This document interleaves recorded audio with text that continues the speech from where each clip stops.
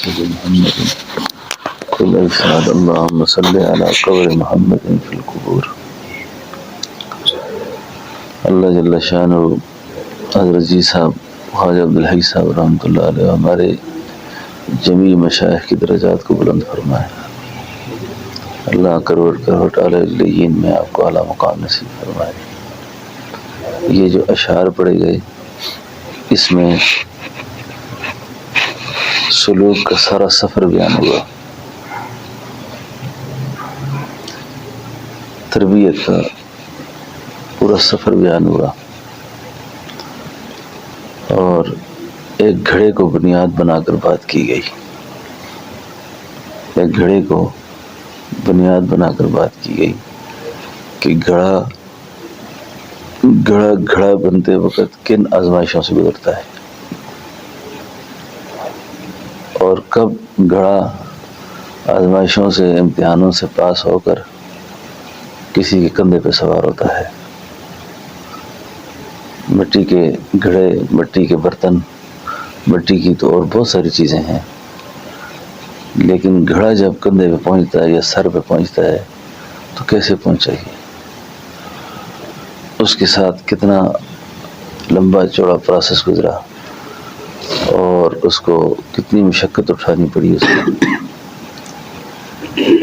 تو انسانی تربیت کے اندر بھی جیسے مجاہدات ہیں اور ناموافق حالات ہیں، اضطراب ہے، بے چینی ہے، پریشانی ہے، غم ہے، ان سب کا ذکر اللہ تعالیٰ نے کیا ہے. اور اس میں بندہ مومن کی آزمائشوں میں جن آزمائشوں کا ذکر ہوا نا، ان میں کہ آپ کو ہم ضرور آزمائیں گے. آپ کو محمد کو بھی روحل کو ملانا، گھر نہیں بھاگنا، گھر نہیں جانا نیچے، جلدی دے کے آؤ ادھر.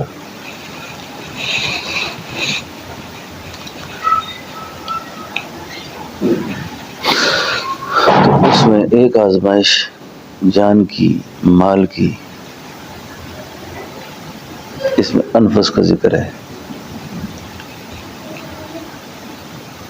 تو یہ طرح طرح کے حالات آپ پر آئیں گے. تو اس سفر میں یہ التجا اور دعا ہمیشہ رکھنی چاہیے کہ یا اللہ، اگر کسی آزمائش کے ساتھ تو نے میری باطنی ترقی کو رکھا ہوا ہے، تو اس بات پر بھی قادر ہے کہ تو اس آزمائش کے بغیر مجھے اس سفر میں پاس کر دے. ہے نا؟ آمین. بعضوں کی تربیت کا کچھ سفر غم میں ہوتا ہے، پریشانی میں ہوتا ہے. تو اس کے لیے اگر کوئی آزمائش، کوئی پریشانی آ جاتی ہے تو اس آزمائش اور پریشانی میں گلہ کرنے سے، اس آزمائش اور پریشانی میں شکوہ کرنے سے اجر ختم ہو جاتا ہے. ایسے کیوں ہوا ہے؟ تو محبوب ہاتھ اس وقت لگائے گا، محبوب کے قابل اس وقت بنے گا آدمی جب اس گھڑے کا جو تو قصہ بیان کیا سارا، تو کہتے کہ تمہیں گھڑا ہی نظر آتا ہوں، لیکن میرے ساتھ جو گزری ہے نا مجھے پتا ہے. تو خلاصہ بات یہ ہے کہ ہر آدمی کسی نہ کسی درجے میں اضطراب میں ہے، بے چین ہے، پریشان ہے. بات سمجھا؟ اور جو پریشان نہیں ہے وہ انسان ہی نہیں ہے. یہ جن بزرگوں کا کلام سنا نا، انہی کا ارشاد ہے. یہ فرمایا کرتے تھے جو انسان ہے وہ پریشان ہے، جو پریشان نہیں وہ انسان نہیں. جو انسان جو پریشان نہیں وہ انسان نہیں. تو کسی بھی حالت میں نوافق حالات آ جائے تو توجہ دل کی گھڑی اللہ کی طرف سے نہ ہٹے، خیالات میں انتشار پیدا نہ ہو. تبھی غم پریشانی محسوس کرتا ہے آدمی، لیکن اس کے پیچھے کی حکمتیں جو ہیں ان پر خوب نگاہ رکھے۔ اس وقت میرے اللہ رب العالمین مجھ پہ جو امتحان لے رہا ہے اس میں اس کی کیا حکمت ہے۔ کوئی بیویوں سے آزمایا جا رہا ہے، کوئی اولاد سے آزمایا جا رہا ہے، کوئی مال سے آزمایا جا رہا ہے، کوئی چیزیں اور نقشے اللہ دے کر آزما رہا ہے، کسی سے لے کے آزما رہا ہے، گن مسائل ہیں۔ اب یقین کریں کہ ایک بزرگ عالم دین مجھے الگ کر کے کہنے لگے بہت پریشان ہوں، بہت زیادہ پریشان ہوں۔ کہنے لگے میری پریشانی کا اگر آپ کو اندازہ ہو جائے تو آپ میرے لیے ہر وقت دعا کریں، خیر ہو۔ کہتے ہیں کہ بیٹے کو ہیروئن کا سگریٹ پار کے خود دیتا ہوں،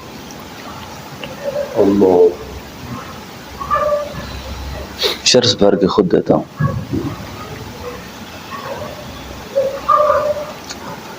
اپنے سامنے بٹھا کے اس کو پلاتا ہوں کہ کسی اور کے ہاتھ سے نہ پیے، اور زیادہ خراب ہو جائے گا۔ اور بیٹا بھی عالم ہے، کتنی بڑی ابتلا ہے۔ مجھ سے پوچھیں اس وقت میری کیا کیفیت ہے۔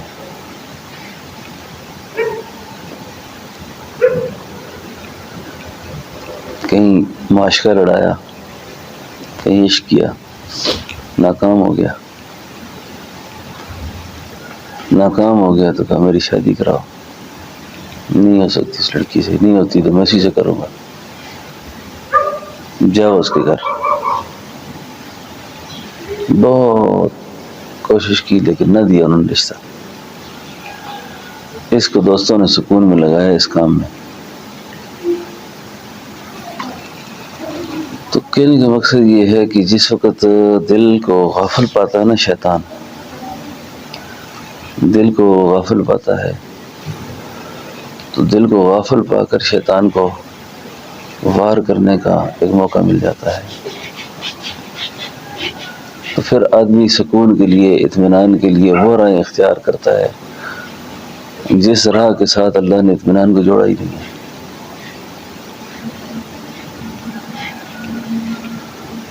زندگی پرکیف آئی گرچہ دل پر غم رہا، ان کے غم کے فیض سے میں غم میں بھی بے غم رہا۔ تو اس نقطے کو شریعت کی حدود سے باہر نہ نکلے آدمی، شریعت سے باہر نہ نکلے، اور کسی بھی قسم کی کوئی پریشانی یا حالات متوجہ ہو جائیں ان حالات کو اللہ ہی طرف سے سمجھے، ان احوال کو اللہ کی طرف سے سمجھے۔ سبحان اللہ۔ یہ جن بزرگوں کا کلام سنا گیا، اللہ اللہ اللہ، اللہ میری آپ سب کی حفاظت کرے۔ اللہ، ایک سال میں حضرت پر 4-5 غم اکٹھے آ گئے۔ جوان بیٹا، بیٹی، داماد، بیوی، اور اس کے علاوہ ایک اور علاقے محلے کی سطح پر کوئی پریشانی۔ یعنی میں سمجھتا ہوں حضرت جی کا عام الحزن تھا، غم کا سال تھا۔ بڑھاپا بھی، عوارض بھی، اور جب بیٹے کی وفات ہوئی نا، جب مجھے خود فون کیا،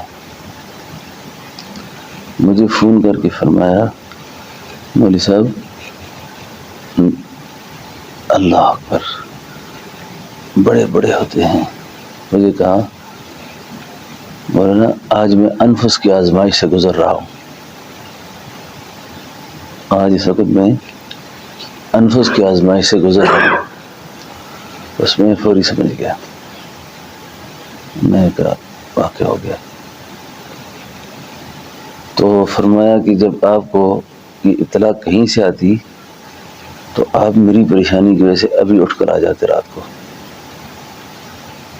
تو آپ کو اس لیے میں نے اطلاع دی ہے کہ قاری عبدالرشید کا انتقال ہو گیا ہے، بڑے بیٹے کا.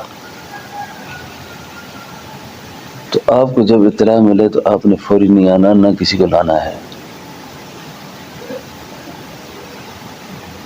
تو میں پی ڈی سے روانہ ہو گیا ہوں، جا رہا ہوں. میں نے آپ کی صحت کے مطابق عرض کی، میں نے کہا آپ کھانا بھی کھا کے اور تھوڑا یہاں نماز پڑھ لیں، آرام کر لیں جاتے وقت. تو کہیں میرے ساتھ کافی لوگ ہیں تو ہم نہیں کر رہے ہیں. ٹھیک ہے. ہری پور صدر جی صاحب کا فون آیا مجھے دوبارہ کہ میں نے آپ کو فون اس لیے کیا کہ آپ میری وجہ سے پریشان نہ ہو. میں نے اپنے سارے ساتھ قافلے والوں کو حسن عبدال میاں جی ہوٹل پہ کھانا بھی کھلا دیا ہے سب کو، خود بھی میں نے کھانا کھا لیا ہے، نماز بھی پڑھ لی ہے. ٹھیک ہے. تاکہ آپ سوچیں گے کہ جی صاحب نے کھانا کھایا یا نہیں کھایا، تو میں اس لیے کھانا کھا چکا ہوں. آپ یقین کریں صبح میں پہنچا تو سارے لوگ اس طرح بیٹھے ہوئے تعزیت کرتے ہیں. ایک دیہاتی آیا وہ دور سے کشمیر سے، اور جو ہی اندر داخل ہوا نا تو بڑے مجبور میں کہتا ہے وہ پیر صاحب ٹھیک ہو نا، ٹھیک ہو؟ تو فرمانے لگے پراوا آج سترا پجامے چاہیے. ان کو پنجابی زبان میں ستر سمجھتے نا، مستری جب وہ اینٹ بلاک رکھتا ہے نا تو ایک اینٹ کے ساتھ وہ ایک رسی باندھتا ہے، اس کو آگے لوہا لگا تو سال کہتے ہیں اس کو. وہ بالکل لیول پر ہوتا ہے. کہا آج میں بالکل جگہ پر ہوں، صحیح لیول پر ہوں، خدا نے آج ستر پہ رکھا ہوا مجھے. تھوڑی تھوڑی دیر بعد مجلس کے دوران رو بھی جاتے تھے. اور مجھے پاس بلا کے فرمایا کہ میں انشاءاللہ جنازہ خود پڑھاؤں گا، لیکن آپ نے میرے ساتھ رہنا ہے. میں بالفرض اگر ضبط نہ ہو سکا، مجھ سے جنازہ نہ پڑھا سکا، تو پھر آپ نے فوراً مصلی پہ کھڑے کر اللہ اکبر، اور تربیتاً فرمایا وہاں سید نبی شاہ صاحب بھی ہوں گے، وہاں قاضی خلیل صاحب بھی ہوں گے، فلاں بھی ہوں گے، فلاں بھی ہوں گے. تو یہ نہ ہو کہ آپ ایک کو کہیں آپ پڑھائیں، دوسرے کہیں آپ پڑھائیں، تو اس طرح کا علماء نہ لگائیں. اللہ اوپر کرنا ہے. تو ٹھیک ہے. لیکن میں نے اس کو پکڑا ہوا تھا کیونکہ ذوق بہت تھا. حضرت نے نماز جنازہ پڑھانے کے بعد پہلی بات جو میرے کان میں کی نا، اسی وقت میری قلبی یکسوئی بالکل ٹھیک ہے، قلب میں کوئی اضطراب نہیں ہے. اصل نقطہ میں بتانا چاہ رہا تھا میرے قلب میں اضطراب نہیں ہے، قلبی یکسوئی بالکل ٹھیک ہے میری. یعنی اللہ جل شانہ کی طرف سے یہ جو حالت آئی ہوئی ہے، یہ جو پریشانی آئی ہے، یعنی اس پریشانی کے موقع پر زبان پر یا دل میں کسی وقت بھی کوئی ایسی بات ہوتی ہے، اس طرح کی کوئی بات میرے دل پر نہیں ہے.